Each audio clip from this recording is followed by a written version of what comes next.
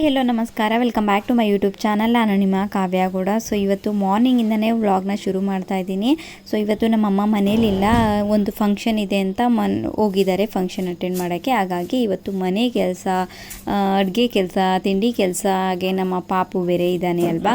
So ಅದೊಂದು big task ಅಂತಲೇ ಹೇಳ್ಬೋದು. ಸೊ ಇಷ್ಟೆಲ್ಲ ಕೆಲಸಗಳು ಇವತ್ತು ನನ್ನದೇ. ಸೊ ಹಾಗಾಗಿ ಮಾರ್ನಿಂಗಿಂದನೇ ಡೇನ ಸ್ಟಾರ್ಟ್ ಮಾಡ್ತಾ ಇದ್ದೀನಿ. ಇವತ್ತು ಒಂದು ಆ್ಯಕ್ಟಿವ್ ಡೇ ಅಂತಲೇ ಹೇಳ್ಬೋದು, ಪ್ರೊಡಕ್ಟಿವ್ ಡೇ ಅಂತಲೇ ಹೇಳ್ಬೋದು. ಸೊ ಇವತ್ತು ಮಾರ್ನಿಂಗ್ ಎಲ್ಲ ಎದ್ದು ಮನೆ ಕೆಲಸ ಅಂದರೆ ಗುಡಿಸೋದು, ಬೆಡ್ ಕ್ಲೀನ್ ಮಾಡ್ಕೊಳ್ಳೋದು ಇದೆಲ್ಲ ಇರುತ್ತೆ ಅಲ್ವಾ. ಸೊ ಹಾಗಾಗಿ ಎಲ್ಲನೂ ಮುಗಿಸ್ಕೊಂಡು ಈಗ ಡೈರೆಕ್ಟಾಗಿ ಕಿಚನ್ಗೆ ಬಂದೆ. ಸೊ ಅಡುಗೆ ಮನೆಗೆ ಬಂದು ಈಗ ಏನಾದರೂ ತಿಂಡಿ ಮಾಡೋಣ ಅಂದ್ಕೊಂಡು ರೆಡಿ ಮಾಡ್ಕೊಳ್ತಾ ಇದ್ದೀನಿ. ಟೊಮೊಟೊ ಎಲ್ಲ ಹಚ್ಚಿಟ್ಕೊಂಡಿದ್ದೀನಿ, ಆಲ್ರೆಡಿ ಎಲ್ಲನೂ ಹಚ್ಚಿಟ್ಕೊಂಡು ರೆಡಿ ಮಾಡ್ಕೊಂಡಿದ್ದೀನಿ. ಇವತ್ತು ಟೊಮೊಟೊ ಬಾತ್ ಮಾಡೋಣ ಅಂತ ಅನ್ನಿಸ್ತು, ಹಾಗಾಗಿ ಟೊಮೊಟೊ ಬಾತ್ನ ಮಾಡಲಿಕ್ಕೆ ರೆಡಿ ಮಾಡಿಕೊಂಡು ಮಾಡ್ತಾಯಿದ್ದೀನಿ. ಸೊ ನಾನು ಮಾಡೋ ಬಾತ್ಗಳು ತುಂಬ ಇಷ್ಟ ಆಗುತ್ತೆ, ಎಸ್ಪೆಷಲಿ ನನಗೆ ಇಷ್ಟ ಆಗುತ್ತೆ. ಸೊ ಹಾಗಾಗಿ ಈ ಥರ ಟೊಮೊಟೊ ಬಾತ್ನ ಮಾಡ್ತಾಯಿದ್ದೀನಿ. ನನಗೆ ಬಟಾಣಿ ಹಾಕಿ ಮಾಡೋದು ಟೊಮೊಟೊ ಬಾತ್ ಇಷ್ಟ ಆಗುತ್ತೆ. ಸೊ ಹಾಗಾಗಿ ಜಾಸ್ತಿ ಬಟಾಣಿ ಹಾಕಿ ಲೈಕ್ ಬಟಾಣಿ ಬಾತ್ ಥರನೇ ಅನಿಸ್ಬಿಡುತ್ತೆ. ಸೊ ಆ ಥರದ್ದು ಮಾಡ್ತಾಯಿದ್ದೀನಿ. ಅಮ್ಮ ಬೆಳಿಗ್ಗೆನೇ ಎದ್ದು ನಮ್ಮ ಪಾಪುಗೆಲ್ಲ ಸರಿ ಮಾಡಿ ಎಲ್ಲ ಕುಡಿಸಿ ಎಲ್ಲನೂ ಮಾಡಿ ಹೋಗಿದ್ದಾರೆ. ಸೊ ಅದೇನು ತೊಂದರೆ ಇಲ್ಲ. ಸೊ ಹಾಗಾಗಿ ನಾನು ನೆಕ್ಸ್ಟು ಮನೆ ಕೆಲಸ ಮಾಡಿಕೊಂಡು ಅಡುಗೆ ಕೆಲಸಕ್ಕೆ ಶುರು ಮಾಡ್ಕೊಳ್ತಾ ಇದ್ದೀನಿ. ಅದಲ್ಲದಂತೆ ಕಾಫಿ ಟೀ ಆ ಥರದ್ದೆಲ್ಲ ಏನೂ ಇರಲ್ಲ. ನನ್ನ ಮಾರ್ನಿಂಗ್ ಸ್ವಲ್ಪ ಶುರುವಾಗೋದೇ ಲೇಟು. ಅದಲ್ಲದಂತೆ ಕೂಡ ನಮ್ಮ ಮನೇಲಿ ಅದಲ್ಲೇ ಮುಗ್ದಿರುತ್ತೆ ಅಂತಲೇ ಹೇಳ್ಬೋದು. ಕೆಲಸ ಮುಗೀತು, ಆಗಲ್ಲ. ನೀನೇ ಇರ್ತೀಯ ಪಾಪು, ನನ್ನ ಮತ್ತೆ ನನಗೂ ಆಗಲ್ಲ ಪಾಪು.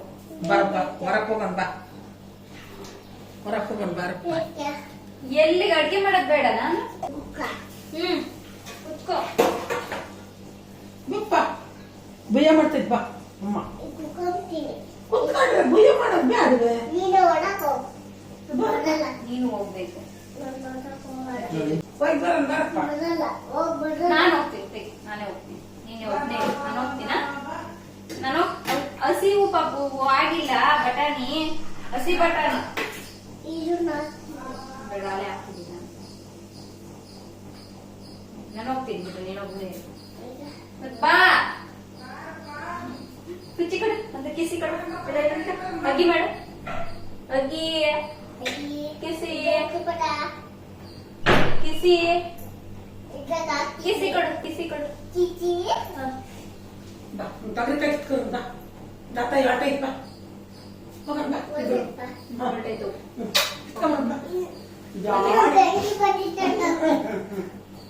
ನಮ್ಮ ಪಾಪು ಹಂಗೇನೆ, ನಾನು ಎಲ್ಲಿರ್ತೀನೋ ಅಲ್ಲಿಗೆ ಬಂದು ಎತ್ಕೋ ಅಂತಲೇ ಇರ್ತಾನೆ.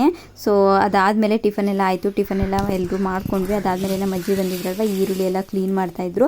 ನಾವೇ ಮನೆಯಲ್ಲೇ ಬೆಳೆದ್ರು ಕೂಡ ತುಂಬ ಜಾಸ್ತಿ ಏನು ಮನೆಗೆ ಈರುಳ್ಳಿನ ಇಟ್ಕೊಂಡಿಲ್ಲ. ಏಕೆಂದರೆ ಫುಲ್ ಎಲ್ಲ ಈ ರೀತಿ ಮೊಳಕೆ ಬರುತ್ತೆ. ಹಾಗೆ ಇಟ್ಟಿದ ಹತ್ರನೇ ಸುಮ್ಮನೆ ಕೆಟ್ಟು ಹೋಗ್ತಾನೆ ಇರುತ್ತೆ ಅಂತಲೇ ಹೇಳ್ಬೋದು. ಸಿಕ್ಕಾಬಟ್ಟೆ ಕೆಟ್ಟು ಹೋಗ್ತಾ ಇರುತ್ತೆ, ತೆಗಿತಾ ಇರಬೇಕು, ಆರಿಸ್ತಾ ಇರಬೇಕು. ಸೊ ಹಾಗಾಗಿ ಜಾಸ್ತಿ ಏನು ಇಟ್ಕೊಳಕ್ಕೆ ಹೋಗಲಿಲ್ಲ. ಚೆನ್ನಾಯ್ತು ನಂದು. Okay bye. ನಾನು ಈಗ ರೆಡಿ ಆಗ್ತೀನಿ. ಬಾಯ್. ಟಿಫನ್ ಎಲ್ಲ ಆಯಿತು. ಟಿಫನ್ ಆದಮೇಲೆ ನಮ್ಮ ಪಾಪುಗೆ ಸ್ನಾನ ಮಾಡಿಸಿ ಮಲಗಿಸ್ಬಿಟ್ರೆ ಸ್ವಲ್ಪ ಈಸಿ ಆಗುತ್ತೆ ಕೆಲಸ ಮಾಡ್ಕೊಳ್ಳಿಕ್ಕೆ. ಅವನಿದ್ರೆ ಅಂದರೆ ಅವ್ನು ಹಿಡ್ಕೊಂಡೇ ಇರಬೇಕು. ಸೊ ಹಾಗಾಗಿ ತಂಟು ಮಾಡ್ತಾ ಇರ್ತಾನೆ ಅಂದ್ಕೊಂಡು ಅವನಿಗೆ ಸ್ವಲ್ಪ ಸ್ನಾನ ಮಾಡಿಸಿ ಮಲಗಿಸಿ ಅದಾದಮೇಲೆ ಸಾಂಬಾರು ಮಾಡಬೇಕಲ್ವ. ಸೊ ಮಧ್ಯಾಹ್ನಕ್ಕೆ ಹಾಗಾಗಿ ಸಾಂಬಾರು ರೈಸ್ ಎಲ್ಲನೂ ಮಾಡಿ ರೆಡಿ ಮಾಡಿ ನೋಡ್ತಾ ಇರ್ಬೋದು ಪಾತ್ರೆಗಳು ಎಷ್ಟು ಬಿದ್ದಿದೆ ಅಂತ. ಸೊ ಈಗೆಲ್ಲ ಪಾತ್ರೆಗಳೆಲ್ಲ ಕ್ಲೀನ್ ಮಾಡ್ಕೊಳ್ಬೇಕು. ಸೊ ಇವತ್ತಂತೂ ಫುಲ್ಲು ಬ್ಯುಸಿ ಡೇ ಅಂತಲೇ ಹೇಳ್ಬೋದು. ಸೊ ಈಗೆಲ್ಲ ಪಾತ್ರೆ ಎಲ್ಲ ವಾಶ್ ಮಾಡ್ಕೊಳ್ತಾ ಇದ್ದೀನಿ. ಈ ಅಡುಗೆ ಮನೆಯಲ್ಲಿ ಈ ಥರ ರೊಟೀನು ಇದೇ ಒಂದು ಲಾಸ್ಟ್ ವಿಡಿಯೋ ಅಂತ ಅಂದ್ಕೊಳ್ತೀನಿ. ಇದೇ ಲಾಸ್ಟ್ ವಿಡಿಯೋ ಆಗುತ್ತೆ. ಸೊ ಈ ಥರ ಕಿಚನಲ್ಲಿ ಈ ಒಂದು ನಮ್ಮ ಅಡುಗೆ ಮನೆಯಲ್ಲಿ ಈ ಥರ ರೊಟೀನ್ ಆಗಿರ್ಬೋದು, ಈ ಥರ ವೀಡಿಯೋಸ್ ಎಲ್ಲ ಎಷ್ಟು ಮಾಡಿದ್ದೀನಿ. ನಾನಂತೂ ಸಿಕ್ಕಾಬಟ್ಟೆ ಮಿಸ್ ಮಾಡ್ಕೊಳ್ತೀನಿ ಈ ಒಂದು ಅಡುಗೆ ಮನೆ ಅಂತಲೇ ಹೇಳ್ಬೋದು. ಸೊ ನೀವು ಕೂಡ ಮಿಸ್ ಮಾಡ್ಕೊಳ್ತೀರಾ ಅಂತ ಅನ್ಸುತ್ತೆ. ಏಕೆಂದರೆ ನಾನು ಈ ಒಂದು ಅಡುಗೆ ಮನೆಯಲ್ಲಿ ತುಂಬ ಜನ ಅಂದರೆ ವಿಡಿಯೋ ಮಾಡಿ ಹಾಕಿದಾಗ ತುಂಬ ಜನ ನೋಡಿರ್ತೀರ. ಬಟ್ ಆದರೆ ಇನ್ಮೇಲಿಂದ ಈ ಒಂದು ಅಡುಗೆ ಮನೆಯಲ್ಲಿ ವಿಡಿಯೋ ಮಾಡೋಕ್ಕಾಗಲ್ಲ. ಹಾಗೆ ನಮ್ಮಮ್ಮ ಪಾತ್ರೆಗಳನ್ನ ಒಂದೆರಡು ದಿನದಿಂದ ತೊಳೆದು ಹಾಗೆ ಇಟ್ಬಿಟ್ಟಿದ್ದಾರೆ, ಎತ್ತಿಟ್ಟಿಲ್ಲ ಪಾತ್ರೆಗಳನ್ನ. ಸೊ ಹಾಗಾಗಿ ಎಲ್ಲ ಪಾತ್ರೆಗಳನ್ನೆಲ್ಲ ಒರೆಸಿ ಎತ್ತಿಡೋಣ ಅಂತ ಎತ್ತಿಡ್ತಾ ಇದ್ದೀನಿ. ಪ್ಲೇಟ್ಗಳು, ಗ್ಲಾಸ್ಗಳು ಎಲ್ಲದೂ ನೀಟಾಗಿ ಎತ್ತಿಟ್ಕೊಳ್ತಾ ಇದ್ದೀನಿ. ಸೊ ಸ್ಟ್ಯಾಂಡ್ ಕೂಡ ಎಲ್ಲನೂ ಒರೆಸ್ಕೊಂಡು ಧೂಳು ಅದು ಎಲ್ಲ ಆಗಿತ್ತು. ಸೊ ಹಾಗಾಗಿ ಅದೆಲ್ಲ ಕ್ಲೀನ್ ಮಾಡಿಕೊಂಡು ಎತ್ತಿಟ್ಕೊಂಡು ಪಾತ್ರೆ ಎಲ್ಲ ಎತ್ತಿಟ್ಕೊಳ್ಳೋಣ. ಅದಾದಮೇಲೆ ಪಕ್ಕದಲ್ಲಿರೋ ಬಾಕ್ಸ್ಗಳು ನೋಡ್ತಾ ಇರ್ಬೋದು. ಸೊ ಒಂದೆರಡು ದಿನ ಲೈಕ್ ಏನು ಮಾಡಿಕೊಂಡೇ ಇಲ್ಲ. ಸೊ ಹಂಗಂಗೆ ಬಿಟ್ಬಿಟ್ಟಿದ್ರು. ಹಾಗಾಗಿ ನಾನೇನಾದರೂ ನನ್ನ ಕಿಚನಲ್ಲಿ ಇದ್ದೀನಿ ಅಂದರೆ ಕಂಪ್ಲೀಟಾಗಿ ಎಲ್ಲನೂ ಕೆಲಸ ಮುಗಿಸೋದು. ಸೊ ಆ ಥರ. ಸೊ ಹಾಗಾಗಿ ಎಲ್ಲ ಬಾಕ್ಸ್ಗಳೆಲ್ಲ ಕ್ಲೀನ್ ಮಾಡಿಕೊಂಡು ಹಾಗೆ ಆ ಒಂದು ಸೆಲ್ಫ್ಗಳೆಲ್ಲ ಕ್ಲೀನ್ ಮಾಡಿಕೊಂಡು ಫ್ರಿಡ್ಜ್ ಮೇಲಂತೂ ತರಕಾರಿ ತಂದಿರೋದು ಎಲ್ಲನೂ ಎತ್ತಿಟ್ಕೊಳ್ದಿರ ಅಲ್ಲಲ್ಲೇ ಇಟ್ಬಿಟ್ಟಿದ್ವಿ. ಸೊ ಹಾಗಾಗಿ ಎಲ್ಲನೂ ಎತ್ತಿಟ್ಟು ಫ್ರಿಡ್ಜಲ್ಲಿಟ್ಟು ಎಲ್ಲನೂ ಕ್ಲೀನ್ ಮಾಡ್ಕೊಳ್ತಾ ಇದ್ವಿ. ಅದಾದಮೇಲೆ ಈಗ ತುಪ್ಪ ಕಾಯಿಸ್ತಾ ಇದ್ದೀವಿ ಬೆಣ್ಣೆಯಲ್ಲಿ. ಸೊ ನೋಡ್ತಾ ಇರ್ಬೋದು, ಅದರ ರೆಸಿಪಿ ಕೂಡ ಹಾಕ್ತೀನಿ. ಸೊ ಮೊದಲನೇದಾಗಿ ನೋಡ್ತಾ ಇರ್ಬೋದು, ಒಂದು ಚಿಕ್ಕ ಸ್ಪೂನಲ್ಲಿ ಒಂದು ಅರ್ಧ ಸ್ಪೂನಷ್ಟು, 1 ಸ್ಪೂನಷ್ಟು ನಾನಿಲ್ಲಿ ಮೆಂತ್ಯ ಕಾಳನ್ನ ತೊಗೊಂಡಿರೋದು. ಹಾಗೆ 2 ಎಸಳಿನಷ್ಟು ಬೆಳ್ಳುಳ್ಳಿ ಕುಟ್ಕೋಬೇಕಾಗುತ್ತೆ. ಇವನ್ನು ಕೂಡ ಸ್ವಲ್ಪ ಹುರ್ಕೊಳ್ಬೇಕು. ಹುರ್ಕೊಂಡ್ಬಿಟ್ಟು ಈ ರೀತಿ ಪೌಡರ್ನ ಮಾಡ್ಕೊಳ್ಬೇಕು. ಅದಾದಮೇಲೆ 1 ಏಲಕ್ಕಿನ ಅದನ್ನು ಕೂಡ ಕುಟ್ಕೋಬೇಕು. ಈಗ ಅರ್ಧ ವೀಳ್ಯದೆಲೆ ತೊಗೊಂಡಿರೋದು, ಸ್ವಲ್ಪ ಚಿಟಿಕೆಯಷ್ಟು ಉಪ್ಪು, ಅದಾದಮೇಲೆ 2 ಲವಂಗ ಇದಕ್ಕೆ ಹಾಕ್ಕೊಳ್ಳೋದು.